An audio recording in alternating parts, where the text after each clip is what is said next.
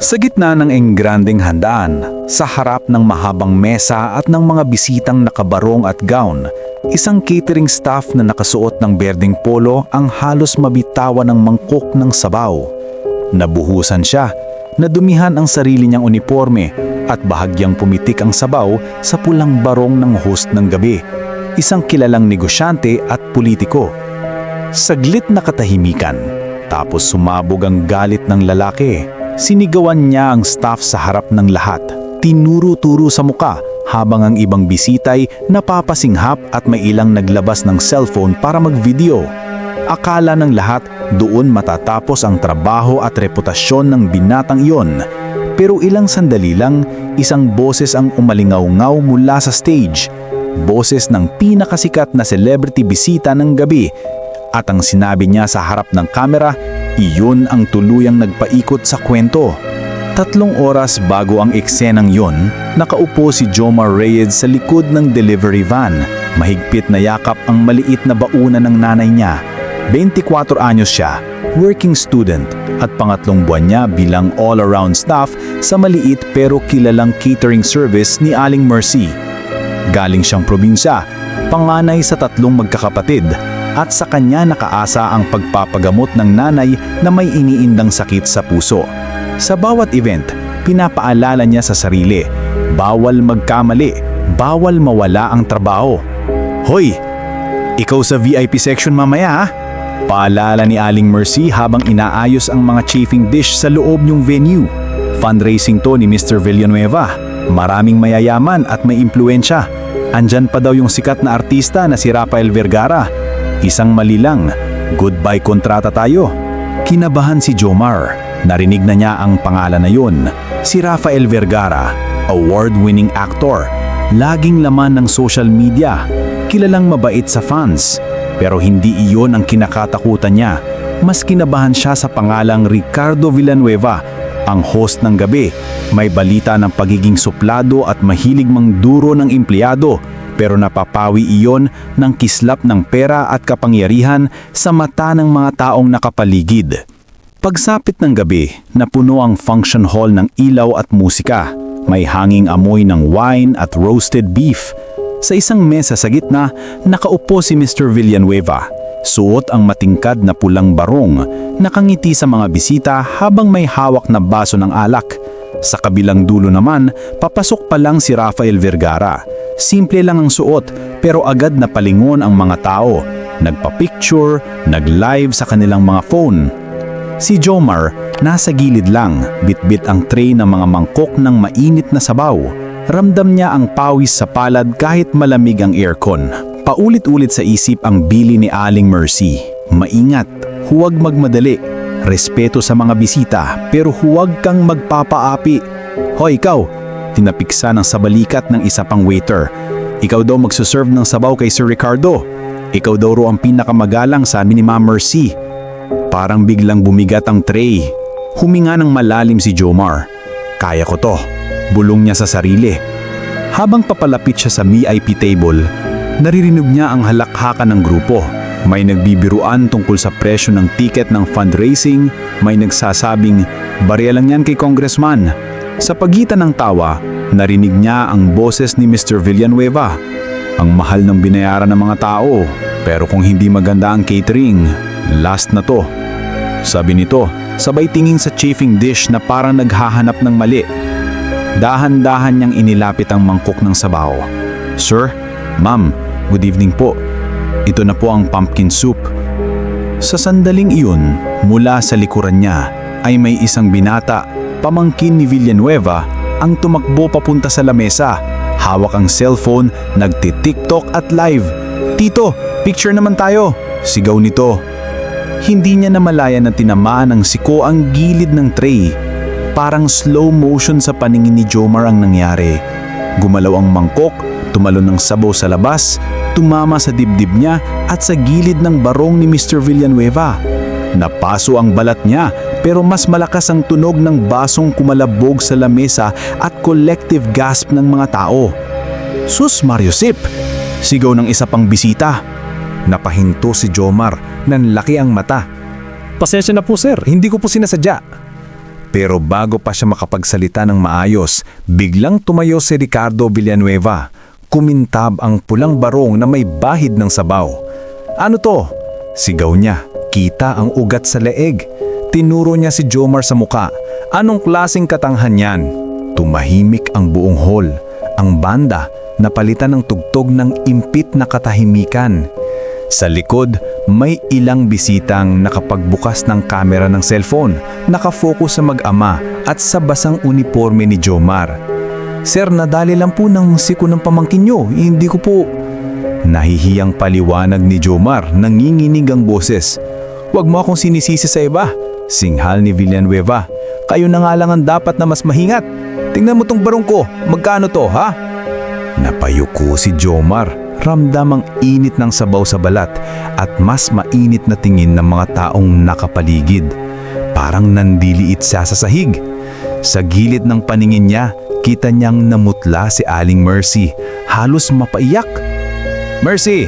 Sigaw ni Villanueva. Tanggal tong batang to, ngayon na.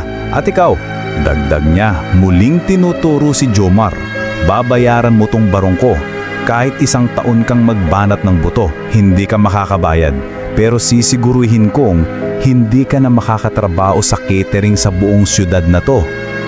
Parang may kumuyom sa dibdib ni Jomar. Naalala niya ang nanay niyang naka-oxygen sa probinsya, ang kapatid niyang nagpapaaral pa lang sa senior high.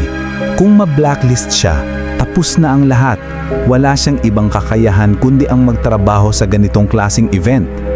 Sa likod ng VIP table, nakaupo lang si Rafael Vergara, tahimik na pinapanood ang eksena. Kita niya kung paano ang pamangkin ni Villanueva ay nagtatago sa likod. Hawak pa rin ang cellphone, nangingiti ng bahagya. Kita niya rin ang mga mata ng ibang bisita. May ilan na naaawa, pero mas marami ang nakaabang lang. Parang nanonood ng live drama. Sir, pasensya na po talaga. Ako na po ang magbabayad sa kaya kong... Nanginginig na sabi ni Jomar. Anong kaya mo? Pangungutya ni Villanueva. 1 buwan mong sweldo? Barya lang sa akin yon. Hindi pera ang problema dito. Ang problema, wala kang utak. Wala kang pakundangan sa mga taong mas mataas sa'yo. Doon na tumulo ang luha sa mata ni Jomar. Hindi lang dahil sa hiya, kundi dahil ramdam niya ang bawat salita na tumatama sa dignidad niya. Sa likod niya, may maririnig na bulungan. Kawawa naman yung bata, pero dapat kasi maingat. Sayang, gwapo pa naman. Bago pa tuluyang malugmok ang gabi, isang mahinahong boses ang sumingit. Excuse me, sir. Ricardo. Napatigil ang lahat. Mula sa gilid, tumayo si Rafael Vergara. Hawak ang mikropono na dapat sana'y gagamitin para sa performance niyang special number. Simple lang ang suot niya, pero ang presensya niya'y agad pumuno sa buong hall.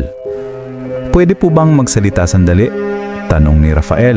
Mag-aalang pero matatag ang boses. Napakunot ang noo ni Villanueva. Rafael, pasensya na ha. Mamaya ka na. May inasikaso lang akong problema sa staff. Tungkol po sa problemang yan ang gusto kong sabihin. Putol ni Rafael. Sabay lakad papunta sa gitna kung saan nakatayo si Jomar. Basang-basa, namumutla ang mata. Nagkatingin na ng mga tao. Yung iba lalo pang itinaas ang cellphone. Alam mong na-e-excite sa posibleng mangyaring viral moment. Napanood ko po kasi, patuloy ni Rafael, sabay lingon sa isang binata sa gilid. Na naniniguro, panoorin nyo lang ang mailing ng binata. Nanlaki ang mata ng pamangkin ni Villanueva na parang gusto sanang itago ang cellphone pero huli na. Kinuha ni Rafael ang gadget at sa screen ay kita ang replay ng nangyari kung paano siya biglang nagpanguting sumilpot at sumiko ng tray ni Jomar habang tumatawa bago tumalsik ang sabaw. Tahimik ang lahat habang paulit-ulit na pinapakita ang video sa malaking screen sa likod ng stage na mabilis na kinonekta ng tech team sa utos ni Rafael. Wala nang pagtanggi. Kitang-kita kung sino ang tunay na may sala. Bago tayo magpatuloy, kung nagustuhan mo ang part 1 ng ating kwento, pakihit naman po ang like button at kung baguhan ka naman sa ating channel, Pakihit ang subscribe button. Salamat po sa suporta. Sige, tuloy na natin ang kwento. Sa nakikita ko po, kalmado pero may diin na sabi ni Rafael, hindi si Jomar ang may kasalanan. Nasiku siya habang ginagawa lang ng maayos ang trabaho niya. Hindi po ba? May ilang bisita ang napabulalas ng, "Oo nga no, kawawa naman sinigawan pa." Napalunok si Villanueva. Kahit pa sir, putol muli ni Rafael, ngayon ay mas seryoso na ang tono. Sa tingin niyo po ba, karapat-dapat sa ganitong sigaw at kahiyaan ang isang taong simpleng nagtatrabaho lang? Sabaw lang po ang nabuhos, pero dignidad na ang natatapakan. Hindi na makatingin si Jomar sa mga tao. Hindi niya akalaing may magtatanggol sa kanya, lalo na ang isang sikat na artista. Ramdam niya ang panginginig ng tuhod pero pinilit niyang manatiling nakatayo. Alam niyo po, patuloy ni Rafael ngayon ay nakatingin na sa lahat. Bago ako nadyong artista, nagtrabaho ako bilang waiter sa isang maliit na resto. Naranasan kong pagalitan sa harap ng mga customer, sabihan ng walang kwenta, kahit hindi ko kasalanan. At alam ko po kung gaano kasakit yon. Kaya nung sumikat ako, nangako akong hinding-hindi na ako tatahimik kapag may nakikita akong inaapi sa harap ko. Napuno ng bulungan ang hall. Yung iba, napapalakpak na ng mahina. Si Aling Mercy naman ay napahawak sa dibdib, parang biglang tinanggalan ng tinik sa tensyon kanina. Kaya ganito po ang gagawin ko, sabi ni Rafael, humarap kay Jomar. Una, ako na ang magbabayad sa barong ni Sir Ricardo at sana ay huwag na siyang mag-alala sa presyo. Pangalawa, kung papayag ka Jomar, gusto kitang i-offer na mag-training sa bagong restaurant na binubuksan ko. May scholarship yon para sa culinary school kung gugustuhin mo. Parang hindi makahinga si Jomar. Sir, totoo po ba yan? Halos paos niyang tanong. Hindi ako nagbibiro, ngiti ni Rafael. Nakikita ko kung gaano kakasipag simula pa kanina. Kinakausap mo ng maayos sa mga customer, maingat sa paglalakad, at kahit nasigawan ka na, nagsusuri ka pa rin. Ang ganitong pag-uugali mas mahalaga pa sa galing sa pagluluto. Pero alam kong matututo ka. Nagpalakpakan na ang ilang bisita na parang nabunutan ng sama ng loob sa tensyon kanina. May sumigaw pa ng bravo at may naghiyawan sabay taas ng phone para makapture ang moment. Si Villanueva, namumutla, nakatingin kay Rafael na parang gusto pang magsalita pero alam niyang nakafocus na sa celebrity ang lahat. Alam niyang kung magsisigaw pa siya, hindi siya kakampihan ng mga tao. Sir Ricardo, muling sabi ni Rafael, magalang pa rin pero hindi na umaatras. Paumanhin kung nakialam ako sa event nyo. Pero fundraising event ito, di ba? Para sa mas magandang kinabukasan ng mga Pilipino. Sa tingin ko, magandang simula na yung pagrespeto sa mga taong nagluluto at nagsiserve ng pagkain sa mesa natin. May ilang bisitang tumango, may sumipol, may iba pang humiyaw ng tama. Wala nang naglakas loob na pagtanggol si Villanueva sa sarili, lalo nang napansin niyang ilan sa mga media guests ay nakatutok na ang kamera sa kanya. Sa dulo ng gabi, natakos pa rin ang event pero iba na ang usapan sa bawat mesa. Hindi na tungkol sa negosyo o politika, kundi tungkol sa nangyaring pagsigaw at kung paano iyon binaligtad ni Rafael. Kinabukasan, kumalat na sa social media ang video na kinunan ng iba't ibang bisita. Catering staff binulyawan sa party, pinagtanggol ni Rafael Vergara. Trending ang hashtag na respeto sa trabaho at hashtag salamat Rafael. Sa comment section, kabi-kabila ang kwento ng mga waiter, janitor, driver, yaya at iba pang mga manggagawa na nakaranas din ng kahiyaan sa kamay ng kanilang mga amo. Ang catering business ni Aling Mercy sa halip na mawalan ng kliyente, mas dumami pa. Maraming new customers ang nagsabing, kayo yung company na may batang si Jomar, di ba? Irereto namin sa ninyo yung susunod naming event. Samantala, si Villanueva ay napuno ng negatibong komento at kahit todo paliwanag ang camp niya, hindi maalis ang imahe niya bilang lalaking nanigaw sa ordinaryong manggagawa. Ilang buwan ang lumipas, nakasuot na ng malinis na chef's jacket si Jomar sa training kitchen ng bagong restaurant ni Rafael. Hindi pa siya ganap na chef, pero unti-unti na siyang natututong gumawa ng mga sauce, plating at iba pang putahe. Tuwing break time, kinakausap siya ni Rafael. Tinatanong ang tungkol sa pamilya niya at tinutulungan siyang mag-apply sa scholarship program. Minsan, naabutan ni Rafael si Jomar na tahimik lang, nakatitig sa lumang larawan nila ng nanay niya sa cellphone. "Anong iniisip mo?" tanong ng aktor. "Iniisip ko lang po, sir," sagot ni Jomar. May ngiti na ngayon.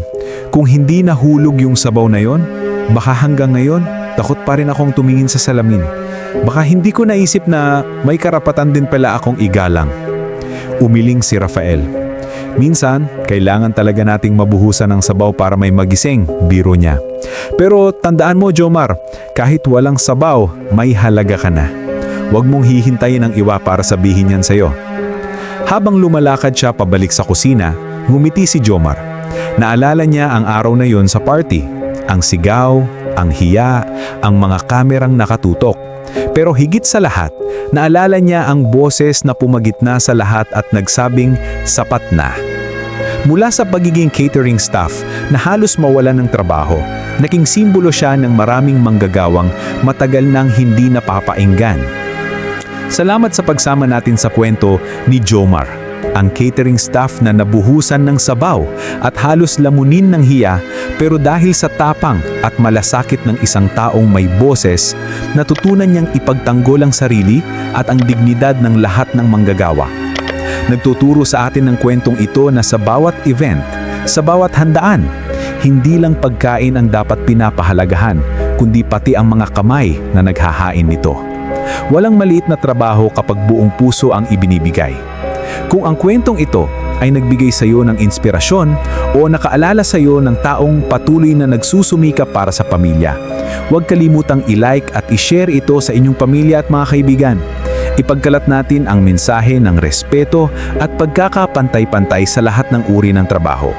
At kung hindi mo pa nagagawa, isalang-alang ang pag-subscribe sa aming channel para sa mas marami pang kwentong gigising sa iyong damdamin at magpapaalala ng halaga ng empatiya, katarungan at pagmamahal. Maraming salamat sa pakikinig at sana'y muli namin kayong makasama sa susunod na episode. Kung gusto niyo pong manood ng ibang kwento, pakiclick lang po ang video sa itaas.